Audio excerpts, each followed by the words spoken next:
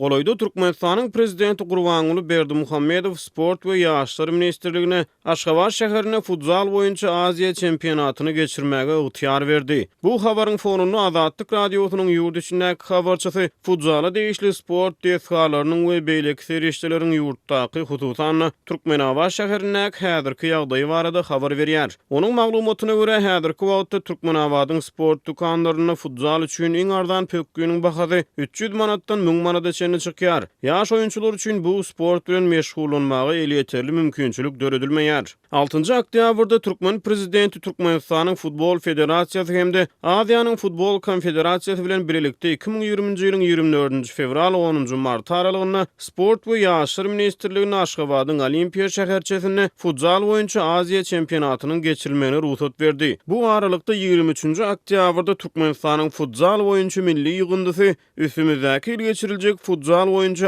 Aziýa çempionatynyň oýunlarynyň çäklerini Iranyň milli komandasyndan 4-0 hasap bilen ýeňildi. Azatlygyň habarçysy bu halkara çäre bilen baglanykda Aşgabat şäheriniň Olimpiýa kompleksinde degişli taýýarlyklaryň başlanýyny habar berýär. Ýöne Türkmenabatyň açyk howadaky meýdançalaryna göz aýlasaň olary Aşgabatda hyýaly üns berilmeýänligini görse bolýar diýip habar çaýdýar. Azatlygyň Türkmenabatlyk habarçysynyň soňky maglumatlaryna görä Aşgabat futsal boýunça iri çäre taýýarlyk görýän wagty Türkmenabatyň futsala degişli sport desgalary ýa-da mini futbolun ýetleren meýdançalary gözüni ýagdaýdadyr. Onuň sözlerine görä meýdançalaryň daşyna aýlanan film torlary ýyrtylypdyr. Azatlygyň habarçysy ençemi yerli şaýatlara salgylanyp käbir hökümet edaralarynyň zerurluk ýüze çykany mini futbol meýdançalardaky derwezelerin turbalaryny söküp alýanlyklaryny aýdýar. Habarçy Türkmenabatyň Bahar şäherçesinde ýerleşen mini futbol meýdançasyna derwezeleriň ýokdugyny, olara ýazylan emeli otlaryň könülip ýyrtylandygyny, gijelerini agdalyan sport desgalarynyň ışıklandyryş ulgamlaryň işlemeýändigini aýdýar.